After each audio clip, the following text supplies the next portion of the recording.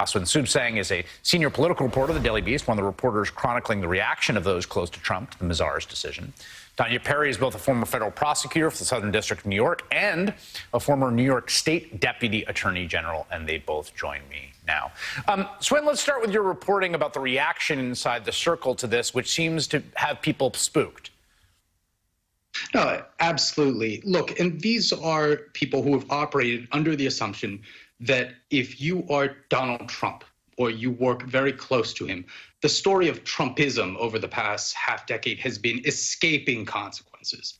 But for the first time in a while, when you hear it in the content of what they're saying and also in the timbre of their voice, when you're talking to people who are very close still to former President Trump, whether they're operating in his legal orbit, in his business empire, or in his political realm, when they talk about the letter that was just sent, there are many of them who view it as important. Do they think this will definitely bring down his business empire 100%?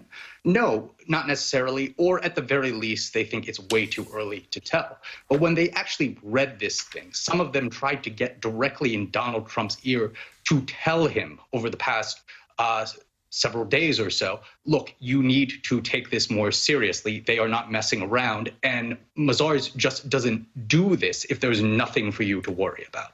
Yeah, and then after this long statement, there's this letter from the Attorney General basically says your statement defending yourself contradicts things that you have, essentially filed in court. You're contradicting yourself, Danya.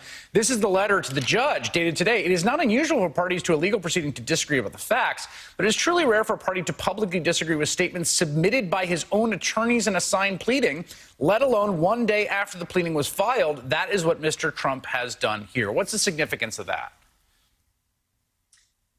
Really significant. This is, as you said, Chris, a very big deal.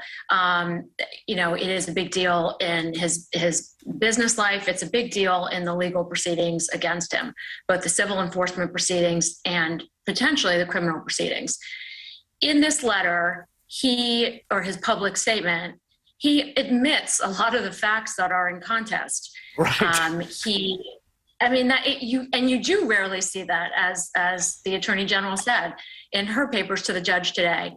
Rarely within a day or ever do you see a counseled client or target of an investigation come out and make admissions that go both to knowledge and to intent. So in the short term, he has contested some facts that he, through his lawyers, have alleged in the proceedings against the Attorney General's office, including his knowledge of the financial statements, his understanding of the business, its assets, its values, and the like.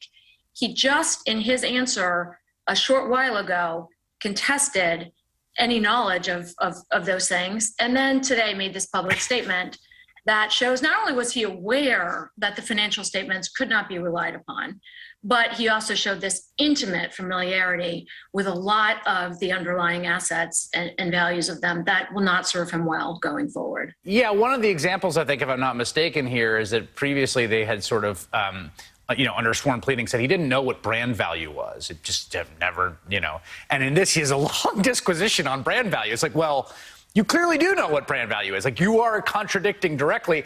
And a lot of my understanding is a lot of the pleadings they had put in was kind of like, I don't know anything, was the sort of theme here, which is belied by the very lengthy statement, Danya, that he released, getting into some of the weeds of the business's valuation. Correct. And that's going to be a defense of his in both in the Attorney General's investigation and the district attorney's investigation, is that, he's at the top of this organization. He doesn't know. He's not familiar. Other people do this. He hires the best accountants, the best lawyers.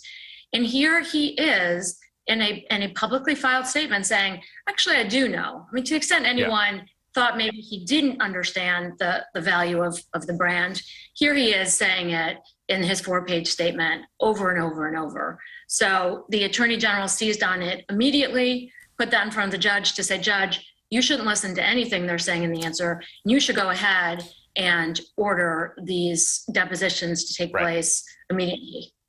And Swin, I think we've all covered what you said, the theme of sort of, lack of accountability and sort of getting away with stuff for decades, really. I mean, if you go back, and certainly over the course of his presidency, though he was impeached twice, I think there's a lot of focus on the possibility of criminal charges, how you would make that. But it strikes me that the civil case moving forward here could present an enormous, almost existential threat for the business. I mean, you know, they shut down the Trump Foundation. That was a relatively small thing, but they could have very, very serious, like business-wise, the enterprise can have very serious problems on its hands in this civil channel, and I wonder how much that's sinking in.